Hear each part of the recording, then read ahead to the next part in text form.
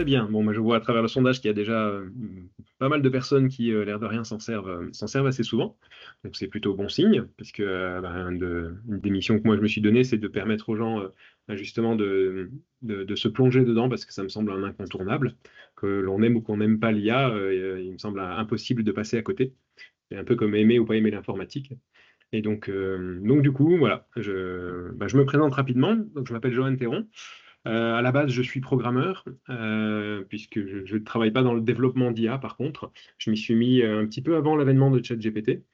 Et depuis que ChatGPT est arrivé, j'ai plongé dedans. Donc, je m'estime pas forcément un expert à proprement parler, puisqu'il me semble court de se considérer comme expert au bout de 2 ans seulement. Mais j'ai très clairement pris l'habitude de m'en servir au quotidien, que ce soit sur le plan personnel ou sur le plan de mon travail. Et histoire d'essayer de capter un petit peu votre attention, il y a une phrase que j'aime beaucoup de la part de Geoffrey Hinton, qui est prix Turing 2019. Alors, le prix Turing, dans le domaine de l'informatique, c'est l'équivalent du prix Nobel dans d'autres domaines. Et sa phrase m'a beaucoup attiré mon attention, je l'aime beaucoup et j'aimerais vous la partager. C'est les IA accèdent à la compréhension, ce qui veut dire qu'il faut réfléchir à ce qui va venir par la suite, parce que ça a d'énormes implications dans plein de domaines. Ça reste encore un peu jeune, hein, mais ça accède à la compréhension. Donc voilà, j'espère qu'avec ça, j'ai capté votre attention. Et je vais commencer par une bonne nouvelle. Vous n'allez pas être remplacé par l'IA, mais par quelqu'un qui s'en servira mieux que vous, à moins que ce soit que vous-même soyez cette personne. Donc c'est pour ça que je vous invite à devenir maître du prompt en sachant la manier avec adresse, à collaborer avec et à savoir à quel point ça peut vous aider indépendamment de l'heure à laquelle vous travaillez. C'est un assistant qui est toujours là et qui vous aidera à être toujours un peu dans l'air du temps par rapport aux besoins que vous avez d'un point de vue professionnel. Donc, on va parler un petit peu des différents types d'IA et des capacités qu'elles ont.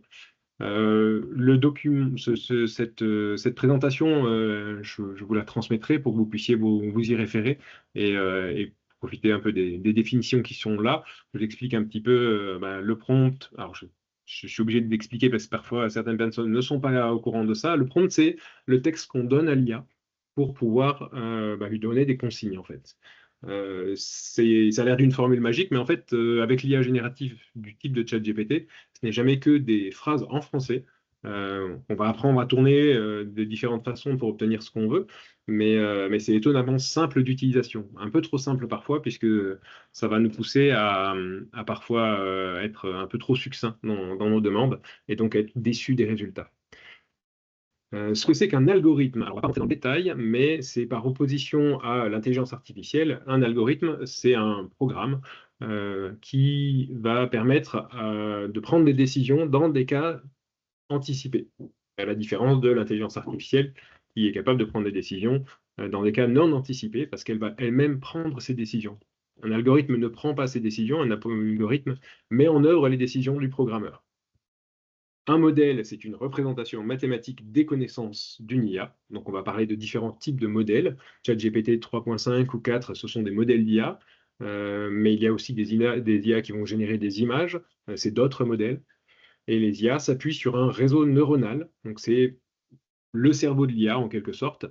Et ce réseau neuronal, il est façonné par la phase d'apprentissage. Et l'humain n'intervient que dans la phase d'apprentissage.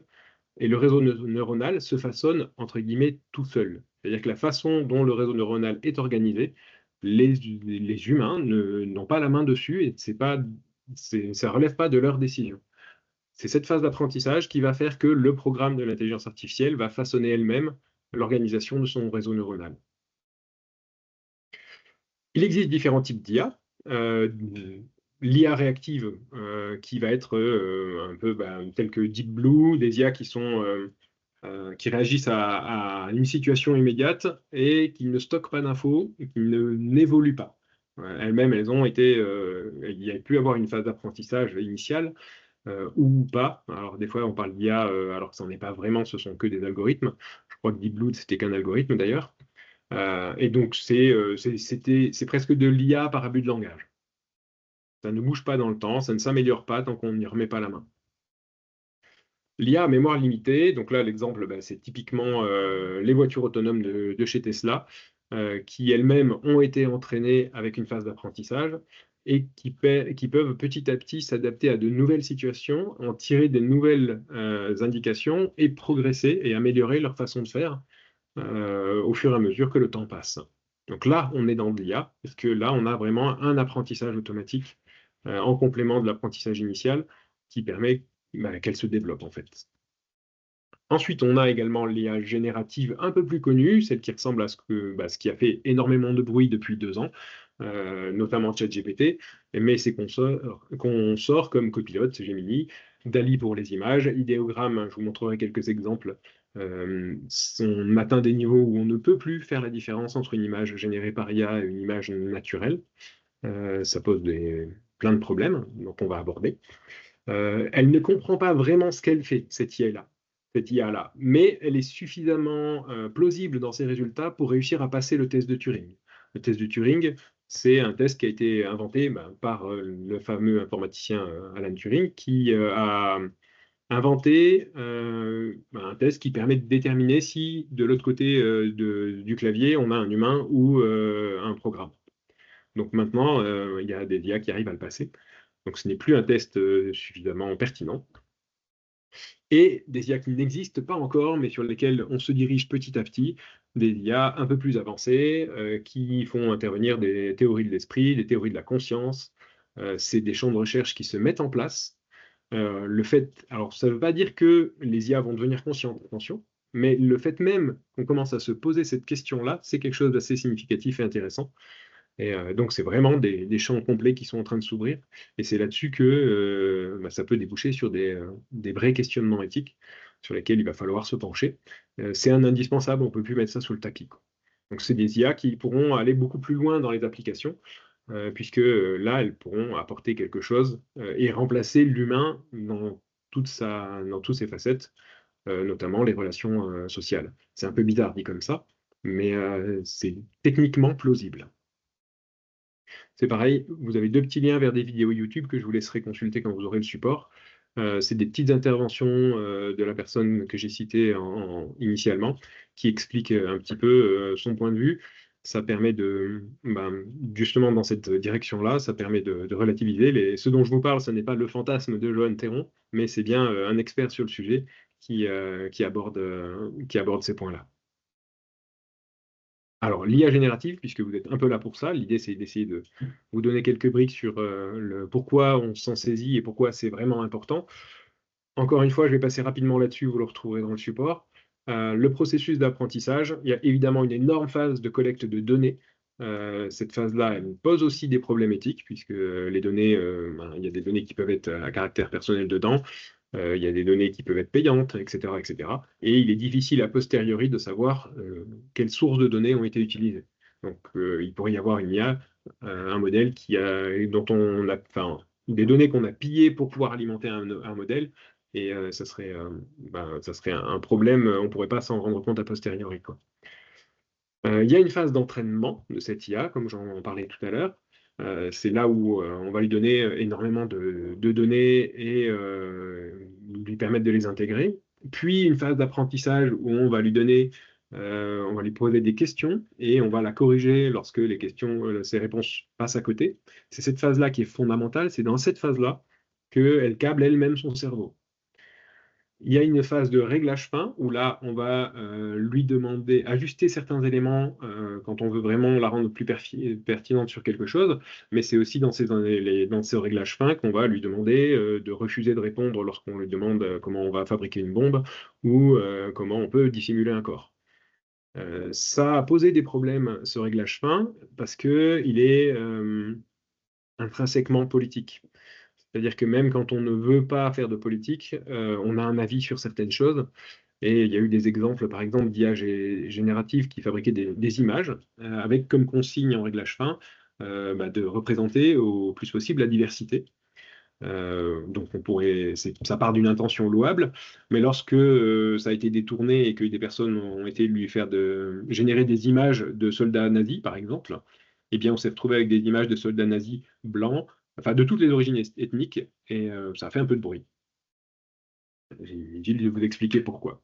Donc voilà, les différents modèles de ces IA vont apprendre et servir d'énormes bibliothèques de connaissances aux IA.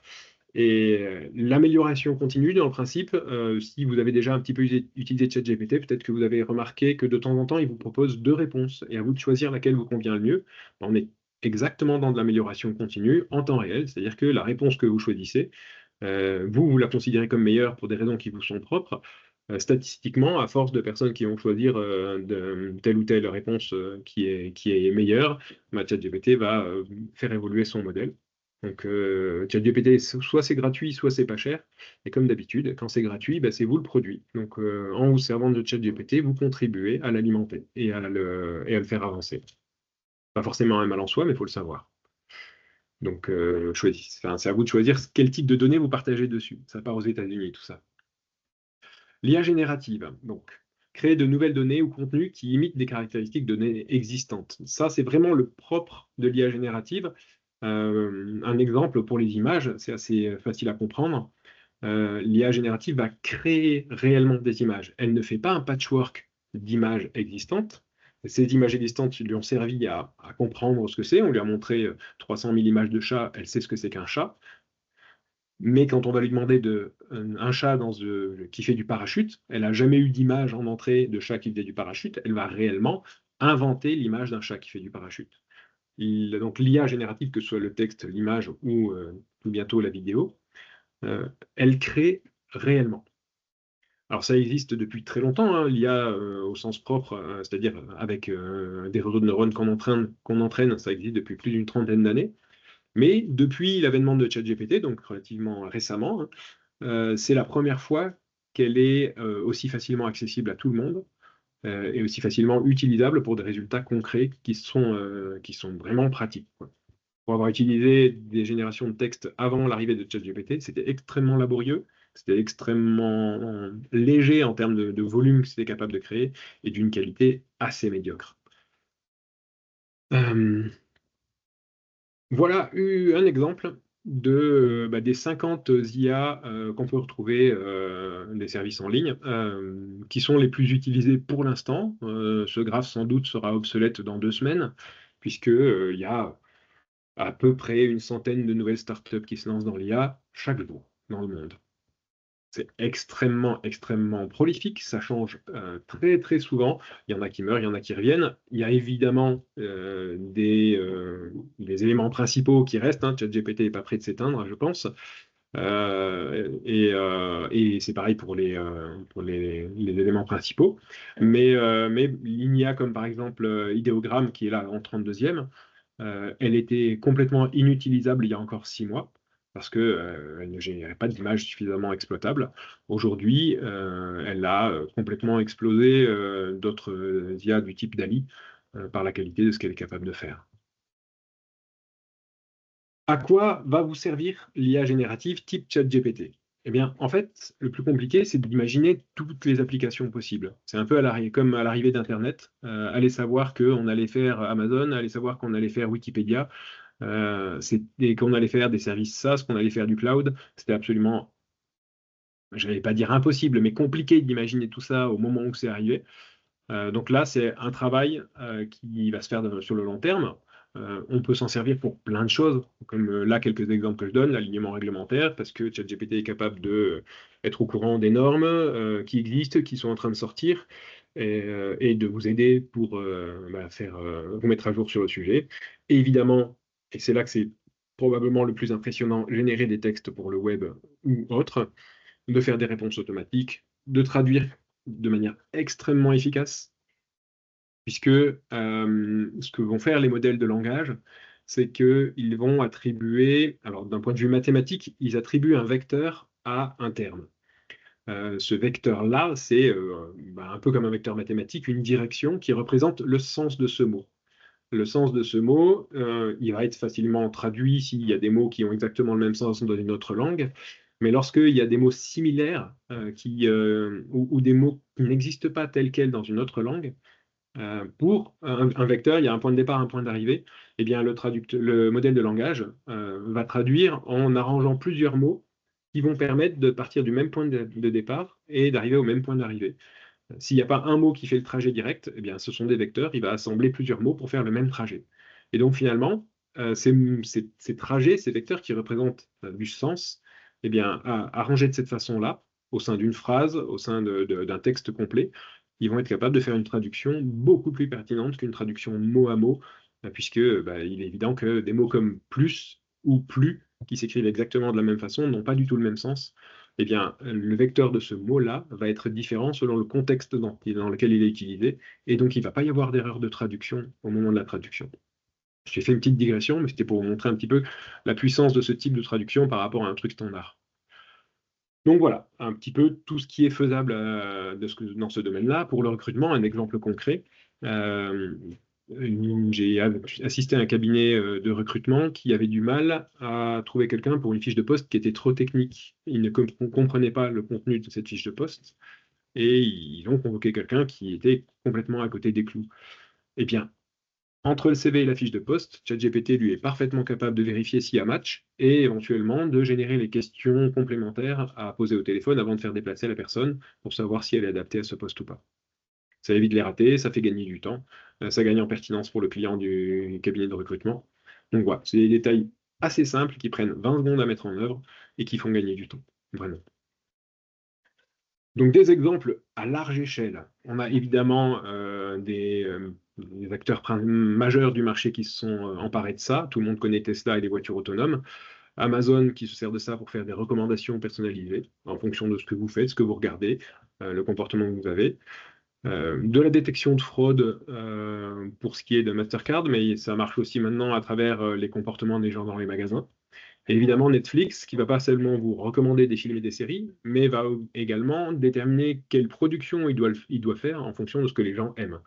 Plutôt que de laisser, alors là, c'est discutable, hein, mais plutôt que de laisser libre cours à la créativité d'un réalisateur, on va lui dire, bah, il faut tel ingrédient parce que c'est ça que les gens veulent. On n'aime pas, mais c'est aujourd'hui utilisé de cette façon-là. Donc, l'idée, c'est comment faire pour se saisir de ça.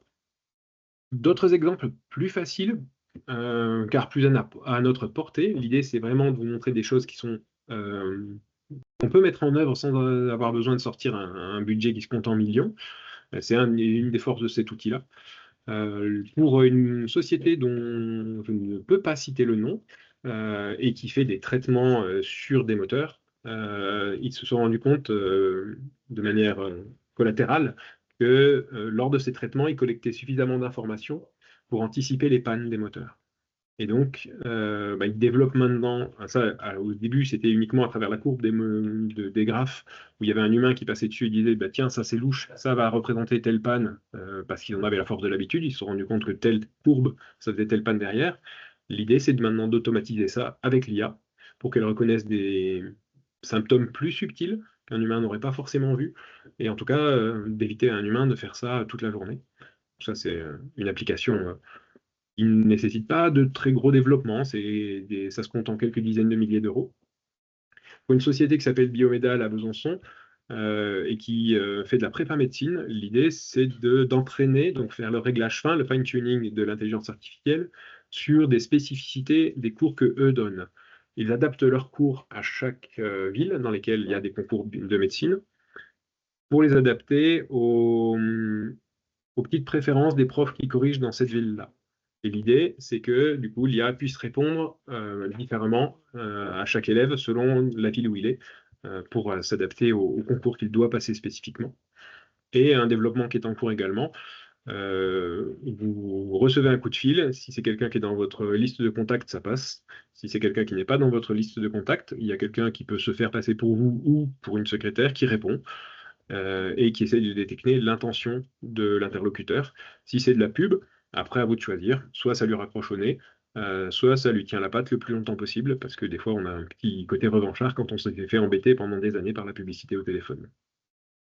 Donc ça c'est pareil, c'est des choses. Le coût en développement, il est à moins de 20 000 euros pour ce projet-là, quoi. Le point majeur sur lequel il faut faire extrêmement attention quand on se sert dans un contexte professionnel, c'est la souveraineté de vos données.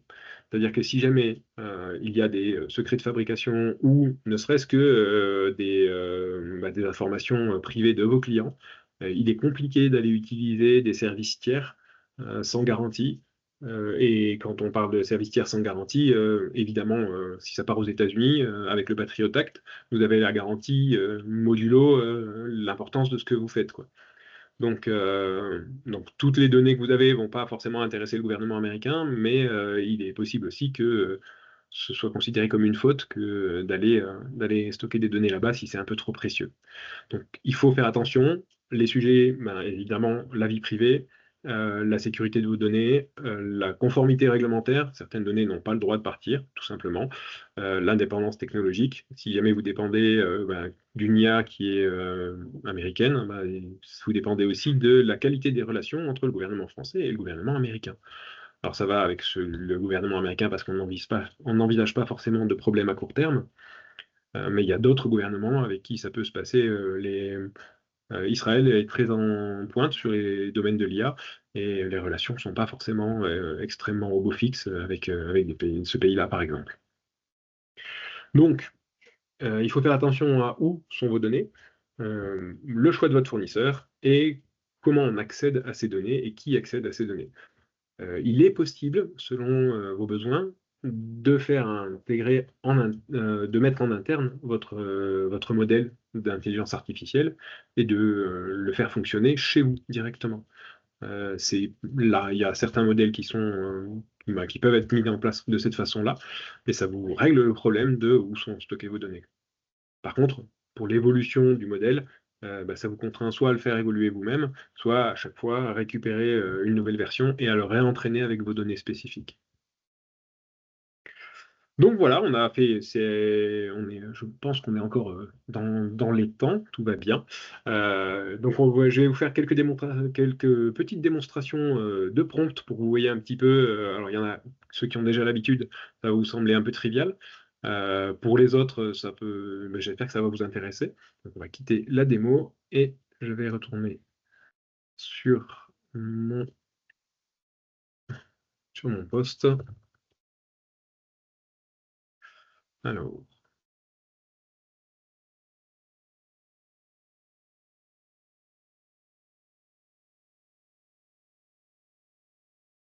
Alors, des exemples de prompts un petit peu pointus. Là, par exemple, ce sont des professeurs à la fac qui m'ont expliqué que puisque maintenant les mémoires de stage étaient rédigées par ChatGPT, pourquoi est-ce qu'on ne les corrigerait pas avec ChatGPT? Donc, je lui ai demandé la grille de correction et je lui ai préparé le prompt qui permet de faire ça. Donc là, vous avez le mémoire de stage qu'on transmet à ChatGPT. À la base, dans la première version du prompt, il était un peu trop sympa et il mettait des excellentes notes. Donc je lui ai fait demander le niveau de sévérité qu'on voulait mettre en œuvre et à chaque fois, je lui demande d'être très sévère. Il nous fait un rapport détaillé sur tous les éléments qui font partie de la notation. Ça, c'est pas lui qui les a inventés, hein. Je lui ai transmis tous les éléments qu'il devait noter et il prend le temps de tous les vérifier et de faire un point, puis de passer au point suivant, etc. Faire toute cette conversation, ça prend un peu moins de 5 minutes pour finalement me donner chaque élément noté. Et la réaction du professeur en question, c'était qu'il n'y avait qu'un demi-point d'écart avec la note que lui avait donnée et que c'était mieux expliqué que la correction que lui avait fait. Donc voilà, à quoi ressemble ce type de prompt-là. Donc ça, c'est ce qu'on appelle un GPT. Donc c'est un élément, c'est un peu comme une préprogrammation pour une tâche précise de ChatGPT. Ça, c'est très facile à faire. Vous pouvez même demander à ChatGPT de vous aider à le faire. Et ça vous permet de prévoir des tâches spécifiques et de vous entraîner, enfin de l'entraîner, pas de l'entraîner, mais de le préformater sur ces tâches-là. Là, en l'occurrence, je lui donne un rôle, un objectif, toujours très important, et on lui explique pourquoi il fait les choses, il va en comprendre le principe, et sa réponse sera plus adaptée à votre besoin. Si je lui dis juste corrige le mémoire, il va pas savoir quoi faire. Si je lui explique dans quel contexte je veux qu'il le corrige, comment je m'attends à ce qu'il le corrige, et que là après je lui donne la grille de notation, et qu'entre chaque point je lui demande de faire une pause pour qu'on puisse éventuellement apporter des corrections ou rectifier quelque chose qui ne m'aurait pas plu, ça lui permet de dérouler l'ensemble de ce prompt et puis bah, de me retrouver avec un résultat comme j'ai pu vous le montrer à l'instant, avec des petits avantages par rapport à un algorithme qui serait spécialisé dans le sujet. Alors attendez, hop, je l'ai perdu. C'est que on reste sur une intelligence artificielle qui a juste un petit peu de mal à se charger. Ce qui veut dire qu'une fois qu'il a terminé son travail initial, ou même au milieu, je peux lui demander des informations complémentaires. Il n'était pas du tout prévu qu'à la base, il me fasse un résumé du rapport, enfin du mémoire. Je lui demande de me faire un résumé. Je lui demande également de me trouver une question pertinente à poser à l'élève pour faire genre, j'ai lu le truc, et il me sort la question issue du contexte. On est d'accord, c'est complètement dans la triche, mais c'est pour vous montrer de l'outil. Ça peut également servir dans d'autres domaines, comme, alors, celui-là, c'est un exemple un peu plus costaud de prompt, dans un autre domaine qui est l'optimisation du texte d'une page de site internet. Donc, si, là, en l'occurrence, votre site internet, il est spécialisé dans l'accompagnement patrimonial. On tape dans Google l'accompagnement patrimonial, on regarde les premiers résultats. Ces premiers résultats, Google les a mis en avant. Donc, a priori, le contenu textuel de ces résultats est pertinent. Il analyse les 20 mots les plus utilisés qui ont un lien avec cette expression-là. On ne va pas se retrouver avec du D, de la à l'intérieur de ces mots-là. Et il me fait une moyenne sur les 5 premiers résultats de la quantité de ces mots. Suite à ça, je lui donne le texte que j'ai rédigé pour le site que j'étais en train de faire. Il va évaluer les mêmes mots dans ce texte-là et il va me faire un graphe entre les deux où je vais voir si le texte que j'ai écrit, il est pertinent par rapport à ce que Google a déjà mis en avant dans ce domaine. En tout cas, d'un point de vue strictement vocabulaire là. Il y a plein d'autres éléments qui vont rentrer en ligne de compte, mais ça vous permet de savoir que vous avez utilisé les mots que Google a déjà appréciés dans ce domaine. Et c'est évidemment valable dans chacun des domaines qui vous concernent. Ce genre d'outil-là, ça vous permet de faire le travail que peu d'agences web font, aller optimiser le contenu textuel de chacune des pages en fonction de la concurrence, et pas juste dire optimiser parce que j'ai utilisé un logiciel qui me dit que c'est bien. C'est un domaine dans lequel il y a pas mal de charlatanisme. C'est pour ça que je me permets cet écart. Pour vous donner un peu l'idée à quoi ressemble ce type de GPT, donc là, on est sur du prompt que j'ai mis un peu plus de 2 jours à rédiger et qui va être un peu plus compliqué puisqu'il faut le reprendre. C'est un travail qui est extrêmement itératif. Et évidemment, il n'y a pas 2 jours de rédaction pure là-dedans, mais j'ai d'abord fait une première fonction, je l'ai testée. Chaque fois que ça m'allait pas, je corrigeais le prompt et je recommençais. Si vous commencez à prompter, il va falloir faire ça. N'imaginez pas avoir exactement le résultat que vous voulez d'un seul coup comme ça. Ça peut prendre du temps. Vous pouvez mettre 6 mois à prompter tous les jours et à encore continuer à vous améliorer dans votre façon d'écrire. Dans un premier temps, ce qu'il va falloir faire, c'est à chaque fois donner le contexte, les objectifs, la méthodologie, etc., etc. Vous lui donnez tous ces éléments-là, puis petit à petit, vous vous rendrez compte desquels sont vraiment importants, puis lesquels vous pouvez enlever selon ce que vous êtes en train de faire. Évidemment, si c'est un truc trivial, vous n'allez pas lui donner toutes les informations du monde, mais si vous voulez quelque chose de très précis, vous devrez vous-même être très précis. Et vous prendrez l'habitude, petit à petit, d'élaguer de vous-même les éléments qui ne sont pas nécessaires. Mais dans un premier temps, je vous recommande d'en mettre trop et de voir après ce que vous voulez enlever. Alors, quelques éléments complémentaires. Touc, touc, touc. Par exemple, de la création de logos, tout simplement. Donc là, on a quelqu'un qui voulait, qui a mis un prompt avec pas mal d'informations, là pour le coup. On lui demande, on lui donne des consignes, on lui donne des consignes de couleur. L'idée, c'est de faire un logo, des consignes de forme, de style, de police, etc. Et le résultat est une catastrophe en termes de logo. Je ne suis pas du tout graphiste, donc je n'ai pas les compétences pour vous dire qu'est-ce qui fait un bon logo en claquant des doigts comme ça. Mais là, c'est beaucoup trop complexe, c'est évident. Et donc, du coup, on a amélioré, on est sur le caractère itératif, hein. On lui demande de faire quelque chose de beaucoup plus simple et de se concentrer sur certains éléments. Il nous donne ça qui ne nous convenait pas non plus. Une autre version, ça ne nous convenait pas non plus. La même chose, mais avec une femme. Là, on a eu quelque chose qui collait bien. Alors, il se trouve que c'était une invention de logo pour une élève à la fac, donc c'est pour ça que on a fait avec une femme. Et elle s'est dit, ben ça c'est pas mal, ça commence à me plaire, mais l'idée de la boule à facettes initiale lui plaisait bien. Donc on lui a demandé de recommencer en intégrant la boule à facettes, et là il nous a sorti ça. Elle a pris ça, elle l'a importé dans Photoshop, et elle l'a finalisé. Mais cette base-là, ben, ça nous a pris 3 minutes à faire pour concevoir. Là, Dali, qui est intégré dans ChatGPT, a réellement conçu ce logo. On n'avait pas du tout ça en tête quand on a commencé cette conversation. On n'avait d'ailleurs rien en tête. On l'a laissé guider. On a juste dit ça j'aime pas, recommence, peut-être mets un peu de ça, et c'est tout. Donc là, on a de la création. Au même titre, c'est plus flagrant sur l'image, mais au même titre que tous les textes qu'il a fait, il les a créés réellement. Ça a été utilisé, un exemple tout simple que j'essaie de retrouver rapidement. Voilà. Donc j'ai fait le design de ma carte de visite avec ChatGPT. C'est pareil, j'avais aucune idée de ce que je voulais mettre dedans. On peut également interroger tout simplement ChatGPT en lui disant bah, qu'est-ce qu'il faut que je fasse? Je veux ça, aide-moi. Donc voilà, je veux faire le design de ma carte de visite. Est-ce que tu peux m'aider?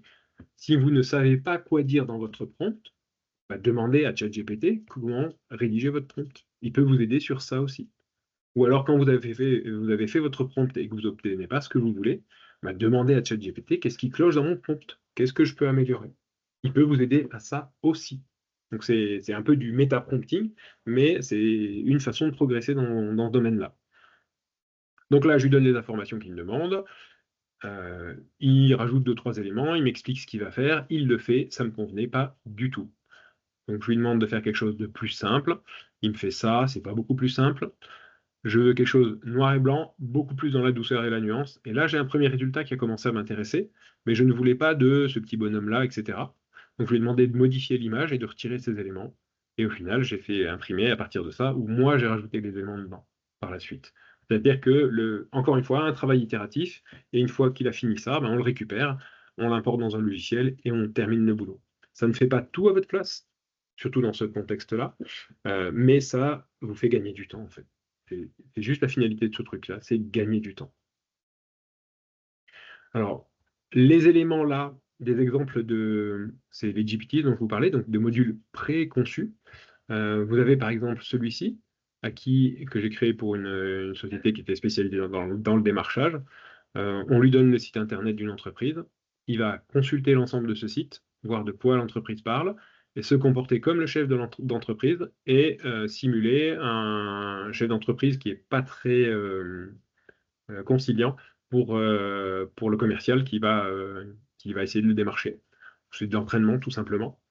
On a là un GPT qui est capable de répondre à des règles d'un jeu qui est très complexe. Donc, on lui a donné toutes les règles du jeu et il est capable de répondre sur ces règles de jeu. Là, tout simplement, il va nous assister sur la rédaction de contenu. Là, c'est le fameux qui évalue le mémoire. Là, c'est celui qui va permettre de faire le match entre une fiche de poste et un CV. Donc voilà, le but de ces éléments-là, c'est pas de remplacer complètement l'humain, hein, on est d'accord. Là, on est vraiment sur de l'assistance, vous faire gagner du temps et vous débarrasser des tâches sur lesquelles vous êtes peut-être un peu moins compétent. ChatGPT, c'est un génie qui s'ignore, mais il reste moins bon qu'un spécialiste. Par contre, dans tous les domaines où vous n'êtes pas spécialiste, il est meilleur que vous. Et donc, c'est un peu dommage de passer à côté de ces compétences-là. Alors, je vais juste revenir sur la suite de la démo. Je ne sais pas si vous voyez mon écran là. Je pense que oui. Oui, oui, Très bien, merci. Donc, oui, oui. des ressources que je vous ai mis dans comment ça s'appelle, dans le support. Il y a un YouTuber qui s'appelle Ludovic Salen qui est un excellent vulgarisateur et un excellent prompteur. Si vous voulez aller plus loin que juste cette démo-là, je vous invite à visiter sa chaîne. Il est, en plus de faire de la veille, qui est absolument exténuant dans ce domaine-là, il fournit vraiment des éléments très concrets sur l'usage de ChatGPT en particulier. Vous pouvez aussi aller dans ce drive-là où je vous ai préparé quelques dizaines de prompts préfaits qui vous donneront, dans divers domaines, sont rangés par catégorie, qui vous donneront des exemples assez basiques, hein, je ne suis pas rentré dans des prompts experts, mais qui peuvent vous faire gagner un peu de temps et puis vous montrer comment on prompte des choses qui tiennent un peu la route. Et un élément important, si jamais vous voulez aller plus loin dans vos tests et voir un petit peu, pousser un peu les intelligences artificielles dans leur retranchement, vous avez ce qu'on appelle le playground chez OpenAI, chez ChatGPT, qui vous permet d'aller modifier différents paramètres qui sont complètement statiques dans la version classique de ChatGPT, comme par exemple le niveau d'imagination qu'on veut lui laisser, donc un petit côté aléatoire. Soit elle est complètement dans l'imaginaire et elle est capable de dire un peu n'importe quoi, soit elle est vraiment très précis sur ce qu'on lui a demandé. Et puis il y a plein d'autres éléments comme ça que vous pouvez aller régler là-dedans pour voir un petit peu si vous obtenez des résultats qui vous conviennent mieux. Cet élément-là, il est intéressant puisque ChatGPT vous propose des API, donc des connecteurs sur son intelligence artificielle qui permettent de votre côté d'intégrer ça dans vos programmes ou dans votre site internet ou dans vos applications et qui vont ponctuellement pouvoir aller interroger ChatGPT sur un tel ou tel sujet. Donc si pour vous il est important que ce soit extrêmement factuel, eh bien vous pouvez voir ce que ça donnera avec le Playground et demander lorsque vous appelez ces API à ChatGPT en lui précisant là je veux que le niveau d'originalité soit le plus bas possible, etc., etc. Mais cet outil vous permet de tester ça avant de faire vos développements. Parce que c'est pas la peine d'aller engager des développements si le résultat est décevant. Voilà. Eh bien, écoutez, pour moi, sauf erreur de ma part, on est au bout. Je crois que je suis dans le temps. Je suis même plutôt pas trop en retard. Ça va. C'est allé peut-être un peu plus vite que ce que j'avais prévu, mais j'avais un timer sur la réunion qui me dit qu'on était à 53 minutes. C'est pour ça que j'ai un peu cavalé. Mais je crois que c'était parce qu'on avait attendu un peu de monde. Que du coup, je suis peut-être passé un peu vite sur certains sujets. Ça nous laissera plus de temps pour les questions. Donc voilà, je suis à votre disposition. Pour les questions, je propose d'utiliser lever la main. Donc, vous avez cette fonctionnalité en haut de Teams. Et comme ça permet de gérer les questions dans l'ordre. Alors, il y a Madame Trzniowski. J'espère que j'ai bien prononcé. Je vous donne la parole. Presque. Ça peut être Nathalie, c'est plus simple, hein, tout le monde m'appelle Nathalie. Bonjour, moi j'avais une question juste entre la version dont vous parlez de la ChatGPT, c'est la version payante, c'est pas la version accessible à tout le monde. Si Alors, on veut faire des choses bien, est-ce qu'on peut le faire avec la version oui. gratuite? Alors avant, c'était pas le cas, mais depuis quelque temps, ils ont mis en libre accès, donc sans avoir besoin de payer, le dernier modèle qu'ils ont. Et l'avantage, c'est que vous verrez les résultats concrets de ce que donne ce dernier modèle. C'est pas mystérieux s'ils ont fait ça, c'est parce que justement le modèle 3.5 était un peu en deçà pour les résultats, et comme c'était celui qui était accessible à tout le monde testait ça et tout le monde était déçu. La seule limite que vous avez, c'est le nombre d'usages. C'est-à-dire que vous allez pouvoir jouer avec pendant un quart d'heure, puis après, il va vous dire non, mais maintenant, il faut payer. Ah, À savoir que quand on a la version payante de base, donc l'abonnement à 20 $ par mois, au bout d'un moment, il vous dit non, mais là, ça suffit, il faut payer aussi. Alors, il faut être un acharné pour en arriver là. Mais si on a cette limitation-là, c'est parce que même la version à 20 $ par mois, on est toujours le produit et on sert à l'entraîner. C'est pas avec les 20 $ par mois qu'ils gagnent de l'argent. C'est avec les autres types d'abonnements. Et du coup, j'en profite pour poser une deuxième question. L'actualisation des données, on avait coutume de dire que c'est plutôt des données, si je pose des questions historiques ou politiques ou des choses comme ça, qui étaient plutôt il y a 2 ans ou à peine moins. Est-ce que là, c'est plus. Alors, c'est On peut beaucoup plus considérer que c'est plus récent. fiable dans le temps? Oui, c'est beaucoup plus récent et c'est beaucoup plus fiable pour deux raisons. Déjà, effectivement, c'est plus récent. Alors, je ne peux pas vous dire de quand date la dernière actualisation, mais indépendamment de ça, ChatGPT, maintenant, la version qui est actuellement disponible facilement, est capable d'aller sur Internet. Donc, si jamais il lui manque un élément, il est capable d'aller se mettre à jour. Vous avez vu une des démos que j'ai données, il va voir les résultats Google, il va extraire le contenu des sites et travailler là-dessus. Ça veut dire qu'il est capable de sortir de son environnement et d'aller voir un petit peu ce qui se fait ailleurs. On peut faire de la Ok, veille avec ChatGPT, faire un GPT, dans lequel on va lister les sites sur lesquels on veut avoir des informations, voire lui demander lui-même d'aller faire des recherches complémentaires et d'aller trouver des nouveaux sites sur un sujet, et d'organiser tout ça de manière à ce que je fais un clic, et puis il me fait un point sur tel ou tel sujet. Ok, super. Merci. Je vous en prie. Y a-t-il d'autres questions sur les levées de main? Oui, Alain. Oui, est-ce qu'il y a parmi la cinquantaine là, d'applications que tu as montrées à un moment donné, il y en a qui sont spécialisées sur un domaine particulier ou une façon, qu'est-ce qui les différencie? En fonction des besoins, est-ce on doit aller plus vers l'un ou l'autre?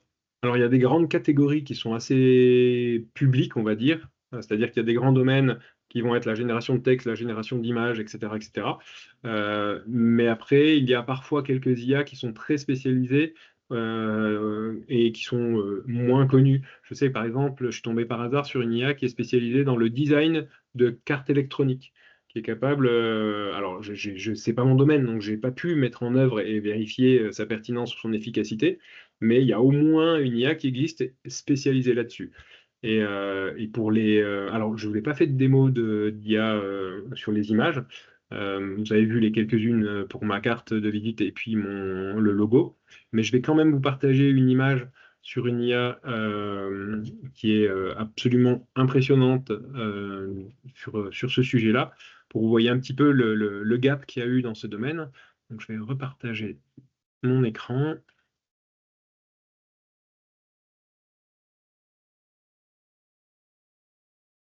Donc voilà quelques images que j'avais générées il y a plusieurs mois du Mamie-Roll. Alors pour ceux qui connaissent, bah, ça ressemble pas tout à fait à ça. Et donc c'était un peu laborieux. Donc cette IA-là, je l'ai pas testé longtemps.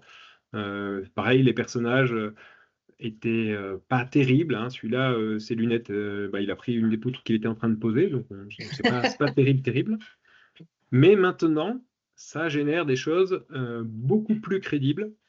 Oui, là, c'est dans un contexte bah, pour un site ou d'un plombier chauffagiste. Donc, c'est capable de planter vraiment un décor complet en lien avec ce dont on parle. C'est capable de présenter des personnes qui sont parfaitement plausibles. Ça devient très difficile de trouver un défaut dans l'image. Sur un site internet, ça passe crème. Dans de la communication de manière standard, ça passe crème aussi. Donc là, il n'y a rien qui permette. C'est très difficile de voir que c'est pas une vraie personne. Et pour concrétiser un petit peu ça, je vais régénérer ce texte-là et vous allez voir un peu le process de fonctionnement d'une IA qui génère de l'image. Alors là, c'est assez intéressant parce que l'IA qui génère une image, elle passe par différentes phases.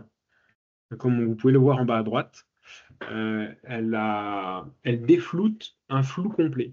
C'est-à-dire que après sa phase d'entraînement, maintenant, pour obtenir une image, on fait un flou complet, on lui dit c'est ça dedans, et elle défloute.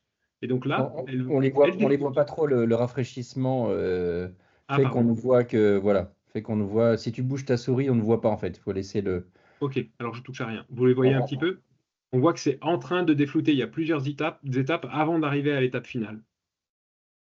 C'est parce que l'IA générative, elle ne fait pas un patchwork, comme je vous disais, mais simplement, une fois qu'on lui a expliqué ce que c'était qu'un monsieur qui regardait son téléphone en fronçant les sourcils, et qu'on on lui dit c'est ça et que tu dois le générer, elle part d'un flou, un peu comme le fond de la télé cathodique, et elle essaye de voir ce qu'on lui a dit. Et pour ça, elle va faire différentes phases, différentes passes, où elle va essayer de déflouter ça en tenant compte de ce qu'on lui a dit. On lui a dit, si, il y a un monsieur là. Et donc, elle va l'halluciner à partir de rien. Donc, c'est une vraie création. Ce monsieur n'existe pas, cette situation n'existe pas. On peut la reproduire, mais on a peut-être quelqu'un qui va ressembler énormément à ce monsieur-là, mais ce n'est pas un patchwork de photos de ce monsieur-là. Alors, j'ai une question justement à propos de ça, avant de laisser la parole à Albert ou Monsieur Albert. J'ai essayé plusieurs outils de génération ou de texte ou d'image. Il est difficile d'enregistrer les paramètres qui ont donné lieu à la création, de sorte que quand on remet un prompt, alors la plupart du temps, je ne sais pas pour cette chose-là, mais on n'obtient pas la même chose. Ça veut Oui. dire que le processus évolue entre 2 itérations, entre 2 générations, mais existe-t-il un moyen de sauvegarder les paramètres qui ont conduit à la création? Alors, la seule chose qu'on peut conserver, c'est le prompt qui a conduit à cette création. Et effectivement, si on le tape plusieurs fois, on aura plusieurs fois des choses différentes, même s'il va y avoir des similitudes. Et ça, c'est intrinsèquement lié à la façon dont elle imagine l'image. Comme elle part de rien et qu'elle essaye de la déflouter, avec une petite composante d'aléatoire dedans, eh bien, ça ne sera pas 2 fois la même chose. Vous voyez, par exemple, là, on a 4 images, c'est exactement le même prompt, et ben, le résultat est 4 fois complètement différent, même si on retrouve des similitudes. Le principe, c'est que si jamais vous voulez après conserver une base et pouvoir en faire des modifications, il va falloir intervenir, comme je disais tout à l'heure, dans le paramétrage de l'IA en lui demandant d'être plus ou moins imaginative. Certaines IA génératives permettent de le faire, comme ChatGPT dans la partie Playground, ou comme celle-là qui s'appelle Idéogramme. Et je vais vous montrer un peu à quoi ça peut ressembler. Et si par exemple celle-là, là, on prend une image et on dit que voilà, très, très bien, on ne veut que 8 personnes à la place de cette dizaine qui est devant la porte, à partir de celle-là, Alors, on il va y cette avoir des fois-là. endroits il va y avoir des logiciels qui sont spécialisés là-dedans. Parce que quand on demande ce genre de fonctionnalité, c'est vraiment un truc très précis. Mais pour garder, ça va pas être une génération d'images complètes, mais ça va être une génération de juste, par exemple, je veux enlever les 2 personnes les plus à gauche. On va lui préciser ce qu'on veut enlever soit avec des contours, genre avec un Photoshop maintenant c'est assez facile. On va entourer ce qu'on veut enlever, on lui dit je veux enlever les personnes qui sont là, et donc l'IA comprend ce que c'est qu'une personne par opposition au mur qui est derrière, et elle va imaginer, reconstituer le fond du mur à partir du reste du contexte. Mais elle ne va pas réimaginer toute l'image, elle va réimaginer juste le bout que je veux. Si je lui demande de D'accord. réimaginer toute l'image, et ben là on a des exemples, par exemple celui-là, c'est la même image que tout à l'heure, mais je lui ai demandé de faire un peu vieillir les gens. Là, c'est imparfait, hein, on devine les artefacts, il y a des choses qui clochent, mais je lui ai mis un niveau de liberté pas très élevé, ce qui fait qu'on retrouve plus ou moins le même nombre de personnes, qu'on retrouve les mêmes couleurs, les mêmes habits, etc., par rapport à l'image d'origine qui est celle-ci. Donc, Bien, pour le coup, merci. là, c'était juste un réglage, puisque cette IA-là le permet, un réglage de sa liberté, entre guillemets, de créatrice par rapport à ça. C'est-à-dire qu'au lieu de partir d'un flou total, elle va partir d'un truc qui n'est pas si flou que ça. Mais pour la fonction spécifique dont vous parlez, les IA full génératives comme idéogramme, elles ne sont pas forcément dédiées à ça. Là, il va y avoir soit des applications qu'on va avoir dans les téléphones maintenant qui ont été conçues pour ça vraiment, soit après des outils qui ont intégré l'IA comme Photoshop qui vont permettre de faire ça. Ou après, si vous avez des besoins spécifiques pour votre entreprise, à ce moment-là, ce qu'il faut, c'est vérifier si ça colle bien aux besoins et enclencher un développement sur le sujet. Mais c'est des développements qui, pour des résultats tout à fait performants, ne vont pas coûter si cher que ça, puisque justement, c'est des outils qui sont facilement accessibles. Il va juste falloir prendre un modèle d'IA et l'entraîner au-delà de ce qu'il a déjà comme entraînement, l'entraîner spécifiquement sur votre besoin. Et il y a 95% du boulot qui est fait, mais il faut faire les 5% restants. Merci. Allez-y. Je vais laisser la parole à Albert ou Monsieur Albert. Oui, bonjour à tous, merci beaucoup pour cette présentation très intéressante. Je voudrais savoir quelles sont les sociétés capables d'accompagner à la réalisation de prompts complexes pour évaluer des documents contractuels et réglementaires. Alors, j'ai envie de dire, n'importe qui a un peu d'expérience dans le prompting sera capable de faire ça, parce que ce que vous demandez là, a priori, hein, du peu que vous m'en donnez, je ne peux pas être formel, c'est des choses, il n'y a pas de schéma dans vos documents, c'est juste du contenu texte. Alors, le cadre réglementaire est très strict, donc on va chercher des informations dans des arrêtés sur les J-France, et on Mhm. doit retrouver dans ces documents des éléments, on va dire, législatifs, mais aussi opérationnels, et c'est là que ça se complique parce que en fait, il y a une combinaison d'un ensemble de techniques justement, qui va être réitérée au fur et à mesure des questions et réajustée. Et donc, ça peut être un travail, comme vous disiez, de longue haleine de plusieurs mois. D'accord, ok. Sachant que les documents à contrôler, ils font des centaines de pages, et qu'aujourd'hui, voilà, aujourd'hui, c'est une tâche très fastidieuse, y compris pour des spécialistes et des experts. Alors, il me semble que c'est exactement le best use case d'outils comme ChatGPT. C'est-à-dire que c'est capable de manger des romans complets, ChatGPT, et même en conversation live, indépendamment de ses données d'entraînement. Alors, il y a une différence entre les données d'entraînement et les données de conversation.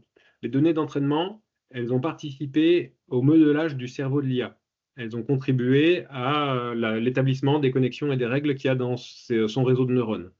Les données de conversation, c'est des éléments, c'est de l'input pur qui ne va pas influencer l'éducation de l'IA et qui va sortir en output en fonction de ce qu'on lui a demandé. Et en input pur, ChatGPT est par exemple capable d'intégrer un roman complet. Donc des choses de plusieurs centaines de pages, ça devrait passer. En revanche, ChatGPT fait des erreurs. ChatGPT connaît toutes les règles de français, il est capable de faire des fautes pour autant de temps en temps. Donc, quoi que vous fassiez passer par ChatGPT, ça peut vous faire gagner énormément de temps en vous disant dans quelle page est l'information pour que vous puissiez aller vérifier. Et donc, le but est de gagner du temps, mais in fine, vous devrez aller contrôler certains éléments pour vous assurer qu'il n'a pas inventé d'informations. Pour la petite anecdote, il y a au moins 2 avocats aux États-Unis qui se sont retrouvés embêtés parce qu'ils ont demandé à ChatGPT des jurisprudences pour des cas particuliers. Et comme ils ne savaient pas s'en servir comme il faut et qu'ils n'ont pas pensé que ChatGPT pouvait inventer des infos, bah, ils ont inventé des jurisprudences, ils s'en sont servis en plaidoirie et ça l'a donné. Donc, c'est pas un outil qui. C'est pas de l'algorithmie. Donc, en fait, il n'y a pas de science absolue. C'est étonnamment proche du fonctionnement d'un humain qui, des fois, va vous dire un truc et puis qui, des fois, va se tromper. De la même façon que, des fois, on trébuche sans raison parce qu'il y a eu un petit raté. Mais concrètement, là-dedans, n'importe qui a vraiment une expérience suffisante dans le domaine est capable de faire ça. Donc, typiquement, c'est quelque chose sur lequel moi je pourrais vous accompagner, ou une société qui propose déjà des services d'IA là où vous êtes. Je ne sais pas exactement quelles sociétés sont autour de vous capables de faire ça, mais si après il y a un accompagnement plus poussé avec des développements, là aussi je peux vous trouver des gens qui sont capables de le faire et qui sont très pointus sur le domaine. N'hésitez pas à m'envoyer un email. Oui, Monsieur Selvi, je poserai ma question après. Oui, bonjour, merci pour votre présentation qui est très intéressante et très dense, on va dire. Oui. Vous avez parlé de la sécurité des données. Oui. Bon, si j'ai bien compris, il y a des tas d'intelligence artificielle. Oui. Comment on peut être sûr, si on parle des documents techniques et compagnie, par exemple, être sûr d'avoir un serveur au moins en Europe, quelque chose comme ça. Et ça, c'est une première question. Et au fait, y a-t-il des intelligences artificielles européennes, j'ai dit? Alors, pour en être Voilà. sûr, il faut contacter la société qui vend le service et lui faire signer contractuellement que vous voulez un serveur en Europe. Il n'y a pas d'autre solution que ça. Et après, vous avez sa bonne foi contractuelle, on va dire. Des IA européennes, on a bien connu Mistral, qui était une IA française. Je dis était parce que on a laissé Microsoft prendre des parts dans Mistral, ce qui me semble être problématique pour la souveraineté de notre technologie. Ouais. Donc ça, c'était, il me semble, moi, une erreur. Après, je ne suis pas Madame Soleil, je ne sais pas ce qui va se passer derrière, mais le fleuron de l'IA française pour de la génération de texte, c'était Mistral. Et maintenant, Mistral, c'est en partie Microsoft. Voilà. Mais bon, il y en a et il y en aura d'autres dans tous les cas, parce que c'est très, très dynamique en ce moment, quoi. Pour le SEO, est-ce que Perroquet, c'est... est-ce que vous connaissez Perroquet? Alors, pas du tout. C'est une IA qui est dédiée au SEO? Oui. Ok, je ne le connais pas du tout. Il faudra que je jette un petit coup d'œil, je vais prendre des notes. Du coup, je ne vais pas pouvoir vous dire dessus si elle vaut le coup ou pas. Je ne suis pas sûr que le nom ce soit exactement Perroquet. Mais on en rediscutera. Mais voilà, s'il y a des IA spéciales SEO. Madame Aleman?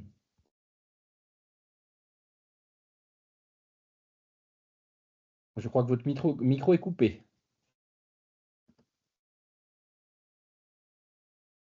Oui, bonjour. Merci beaucoup pour cette présentation. Au sein d'une entreprise, est-ce qu'on peut, vous l'avez évoqué, mais est-ce que c'est illusoire ou est-ce qu'il est encore possible de créer son propre domaine d'IA en évitant que les choses s'échappent ou est-ce que c'est déjà trop tard finalement? Alors là, il y a deux sujets à travers votre question. Le Mm. premier, c'est est-ce que vous voulez une IA pour un domaine métier qui vous intéresse ou est-ce que vous avez une idée de modèle d'IA parce que vous avez un concept particulier pour que cette IA, elle soit, après, vous proposiez les services de cette IA à d'autres personnes. Ah non, c'est vraiment pour l'utiliser dans notre contexte avec nos besoins. Alors là, il y a tout est à faire dans ce domaine parce que la majorité des services que l'on voit, c'est des services on va dire, génériques, de démonstration de Mm. capacité. Mais lorsqu'il y a justement, dès qu'on a sur des choses un petit peu pointues, vendredi dernier, j'étais avec des économistes de la construction.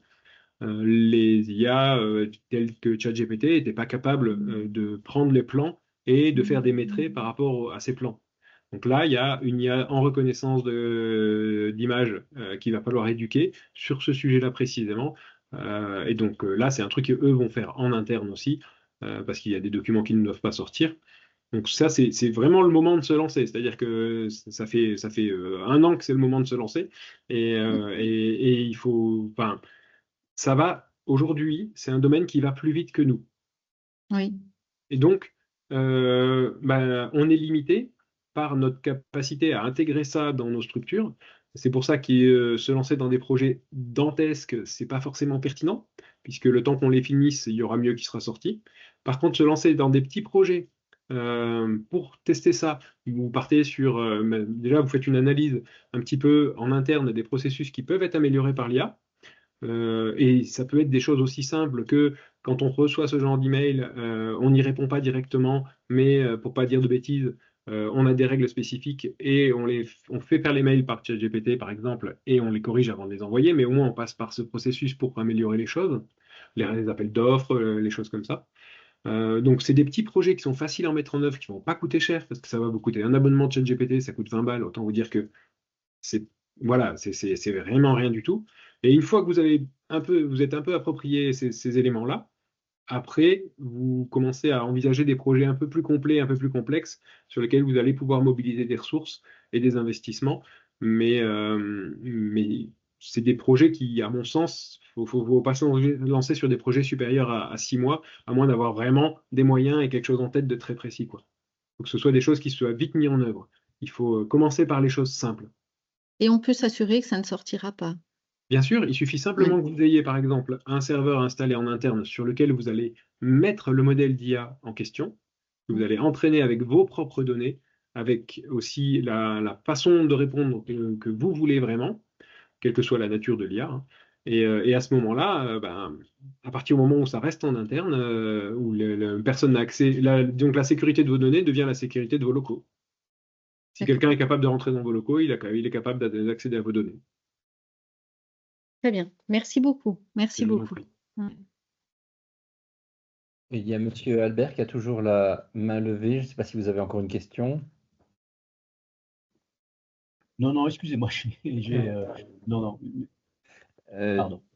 Du coup, j'en ai une. Vis-à-vis de la vallée de l'énergie, on se pose la question de la transition énergétique puisque c'est le cœur de notre métier. L'IA fait beaucoup de bruit, du mauvais bruit en ce moment sur son impact énergétique, écologique. Qu'est-ce que vous pouvez nous en dire? Que c'est vrai et que ça consomme énormément de ressources. Ce qui a permis à l'IA, ce qui a permis l'avènement de l'IA, c'est très clairement la capacité de calcul.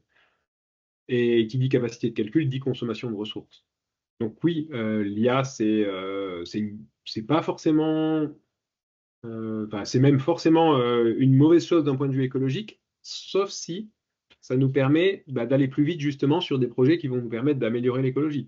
C'est toujours la même chose, c'est-à-dire que un camion, c'est une catastrophe, mais si on remplace le camion par 20 voitures, il valait mieux le camion. Donc, c'est un outil. Ça dépend ce qu'on va en faire. C'est un peu comme la crypto-monnaie, hein. Le Bitcoin, ça consomme la même chose que l'Irlande du Nord. C'est pas pertinent du tout. Donc, par rapport à des transactions bancaires standardisées. Pourtant, la blockchain, c'est une technologie qui va avoir de l'intérêt dans d'autres domaines. Donc, j'ai pas de réponse claire, si ce n'est oui, ça consomme et ça consomme beaucoup de ressources. Ça, c'est sûr. Donc, quand on s'amuse à faire un chat qui fait du parachute, comme j'en parlais tout à l'heure avec l'IA, eh bien, oui, là, est-ce que c'est. Enfin, s'entraîner à prompter, ça revient à consommer et à dépenser. Ouais. C'est un peu le paradoxe du truc, quoi. Oui, Monsieur Selby. Oui, oui, une question. Pardonnez-moi si elle est un peu, comment dire, étonnante. Si on demande à l'IA un programme de voiture automatique, ou alors pire, comment gagner des sous avec les bitcoins, euh, quelle est donc la réponse? Eh bien, ça va dépendre de pas mal de choses. Et c'est très intéressant comme question, elle n'est pas du tout saugrenue. Si je prends ChatGPT tel quel, et que je lui donne les données, accès à l'intégralité d'Internet, que je le forme là-dessus, que je lui pose une question derrière, il va me répondre en fonction de ce qu'il a exploré. Si je lui dis comment je peux gagner de l'argent avec les bitcoins, il va me faire une réponse neutre. Si je lui dis explique ça à un enfant de 3 ans, il va adapter sa réponse puisque je lui ai donné un contexte. Si je lui dis que je suis expert dans un domaine, il va me l'adapter en fonction de ce domaine-là. Mais il se trouve que ça ne va pas fonctionner comme ça pour de vrai, puisqu'il y a eu une phase de post-traitement sur ChatGPT notamment, pour lui dire mais attention, tu dis pas ça, attention, tu dis pas ça, tu es poli, tu réponds à la personne de la même façon qu'elle t'a parlé, modulo la politesse évidemment. Donc si on tutoie ChatGPT, il va nous tutoyer, si on le vouvoie, il va nous vouvoyer. Et ça, c'est pas lié à ses données d'apprentissage, c'est lié à son contrôle a posteriori. Et dans son contrôle a posteriori, il y a aussi le fait de, quand quelqu'un te demande comment tuer quelqu'un, tu réponds pas. Quand quelqu'un te demande comment faire de l'argent facile, tu le mets en garde parce que ça n'existe pas. Quand quelqu'un te demande telle info que tu n'es pas censé donner, tu ne la donnes pas, ou tu mets des warnings à chaque fois, etc., etc. Si vous demandez à ChatGPT comment nourrir un enfant avec de l'acide citrique, il va vous expliquer que c'est absolument pas ce qu'il faut faire. Entendu, merci bien. Les garde-fous de la morale qui sont aujourd'hui en place ont été codés par des humains. C'est bien le gros problème. C'est-à-dire que ces garde-fous, ils sont politiques avant tout, surtout venant des boîtes américaines. On dit que les IA, elles sont wokisées. Ouais. Le fait que l'IA veuille absolument intégrer de la diversité dans les images qu'elle génère, bon ça, ils sont un peu revenus dessus, ils ont fait un peu attention. Et c'est donc une IA chinoise fonctionnera pas du tout de la même façon qu'une IA américaine. Et c'est pour ça que c'est bien dommageable qu'on n'ait pas d'IA française ou d'IA européenne. Parce qu'elles sont politiques, intrinsèquement. Elles ressemblent à des humains, et soit elles deviennent politiques à travers ce qu'elles ont lu sur Internet, soit elles deviennent politiques à travers le post-apprentissage, ou les deux. Donc, à partir du moment où ça commence à fonctionner, il y a eu une histoire d'une IA qui réagissait, qui était sur Twitter, et qui apprenait de tous les tweets qu'on lui adressait. Et ça a fait beaucoup rire des internautes qui se sont mis à lui adresser que des tweets racistes, et en quelques temps, très peu de temps, elle est devenue raciste elle aussi, ils ont dû la débrancher. Est-ce que justement, par rapport à notamment ChatGPT, on peut lui donner une évaluation de sa réponse? C'est-à-dire que lors d'une conversation, on estime que ce qui a été donné comme réponse est satisfaisant ou pas. Est-ce qu'il en tient compte? Parce que, enfin, il ou elle, je ne sais pas si ça a un sexe du coup. On parle d'une IA, mais on parle d'un chatbot, donc c'est un peu difficile à jauger. On pourrait lui demander, mais il répondra, je ne sais pas ce qu'il répondra, mais ça sera certainement lié à son post-apprentissage. Alors, normalement, en bas des réponses de ChatGPT, vous avez certainement un truc avec pouce levé, pouce baissé ou des choses comme ça. Donc, on peut lui donner des consignes. Ça ne veut pas dire qu'il en tiendra compte tout de suite. Ça va rentrer dans des stats. Si je lui demande quelque chose et que j'en suis pas content, je mets le pouce vers le bas. Je lui redemande la même chose. Peut-être qu'il me répondra la même chose à nouveau. Surtout si c'est dans une autre conversation et qu'il se rappelle pas que du coup je lui ai mis dans la conversation précédente le pouce vers le bas. Mais sur le long terme, OpenAI intégrera tous ces feedbacks pour le diriger un peu plus. Et OpenAI va pas lire tous les feedbacks. OpenAI va simplement faire des stats en disant voilà l'ensemble d'une conversation, là tu t'es pris un feedback négatif. Je tire dans les conséquences et modifie ton modèle en fonction. Mais ça ne se fait pas immédiatement. Moi, j'ai remarqué une erreur Non, oui. dans un prompt informatique, mais une vraie erreur qui pourrait amener à voilà, des bugs. Et je ne suis pas sûr voilà, que ça soit pris en compte. Il n'y a pas des comités d'experts qui, sur des IA assez poussés, revoient la base des connaissances pour justement vérifier que ce genre de choses ne puissent pas se répéter? Alors, ce qui va se faire dans ce cas-là, c'est le fine-tuning que vous allez devoir faire en interne, pas sur des éléments comme ça. Sur du chat GPT, la première phase de post-apprentissage, ils ont même sous-traité ça dans des pays d'Afrique, parce que ça permettait de faire ça à moins cher, et c'est eux qui ont été obligés de lire toutes les cochonneries que pouvait dire l'IA, puisqu'elle a lu des cochonneries, elle est capable d'en dire. Et il a fallu une phase comme ça où il y a des gens qui se sont tapés des horreurs à lire, juste pour pouvoir dire non, ça faut pas le dire, quoi. Donc, il y a des comités, en l'occurrence, pas d'experts. Là, c'était des petites mains. Mais si jamais on veut une IA experte en programmation, par exemple, eh ben, il va falloir effectivement lui faire un fine-tuning dédié à la programmation et des personnes qui, derrière, vont lui dire non, ça marche pas, ça marche, ça marche pas. Ça prend du temps, c'est des ressources humaines. Et donc, du coup, ça peut coûter d'aller chercher l'expertise dans l'IA. Par contre, si on a un programmeur qui se sert de l'intelligence artificielle pour coder, il y a un ami qui m'a appelé la semaine dernière pour m'expliquer que ça y est, il s'y était mis. Et c'est un développeur confirmé qui développe pour un logiciel qui s'appelle PrestaShop, qui est un outil de boutique en ligne. Il a fait un devis à 3 jours de boulot pour le développement d'un module. Et il l'a fait avec Copilot et ça lui a pris 3h30. Donc il est un peu surpris. Alors c'est un expert lui, vraiment. Il s'est vraiment codé. Et donc du coup, tout ce que lui a dit Copilot qui était un peu en dehors des clous, il l'a corrigé naturellement, spontanément. Mais ça lui a quand même fait gagner un temps incroyable. Par contre, il y a des choses à côté des clous, ouais. Vraiment. Il y a une question de Nathalie. Oui, justement, à propos de Copilot, là, nous, on utilise la suite Microsoft, là, 360, là, 360. Et justement, on nous amène petit à petit Copilot, enfin, nous ne dit pas investi là-dedans. On n'a pas trop d'infos là-dessus, donc il va être marié en plus avec Teams. J'ai du mal à voir ce que ça apporte. Est-ce que c'est l'équivalent de ChatGPT intégré à l'environnement? Complètement. C'est ça? Copilot, Donc, on peut lui demander les mêmes choses finalement? exactement. Vous pouvez lui Et demander il les est en mêmes choses. surcouche sur certaines choses, j'imagine, genre la Alors, messagerie. oui, je ne maîtrise pas complètement l'environnement Microsoft parce que moi j'utilise plus l'environnement Google. Mais de ce que j'en sais, il s'intègre naturellement effectivement dans vos mails, dans Word, etc., dans toute la suite, et peut vous aider sur tous ces éléments-là. Et on peut l'interroger comme ChatGPT pour essayer de faire un résumé de documents, des choses comme ça, en Tout plus. à fait, c'est du Ouais, conversationnel ok. et Copilot a un niveau tout à fait comparable à ChatGPT. On n'est pas du tout sur du service dégradé, hein. C'est tout à fait comparable. Et les données vont aussi aux US chez Copilot, là? J'imagine que oui. Microsoft. Ouais. Ah, parce que du coup, dans des grands groupes comme ça, internationaux, vos données, elles Ben, sont sur votre environnement Microsoft, quoi. Microsoft travaille avec des sociétés européennes depuis longtemps, donc je pense qu'ils ont prévu ces éléments-là. Il y a certainement toutes les boîtes qui ont des choses importantes ne sont pas dans l'incapacité d'utiliser du Microsoft, donc je pense qu'ils doivent avoir géré ça. Je suis pas juriste et je suis pas spécialiste de ces domaines-là, mais à ma connaissance, avec le Patriot Act, tout ce qui de toute façon est dans les boîtes américaines peut être accessible par le gouvernement américain.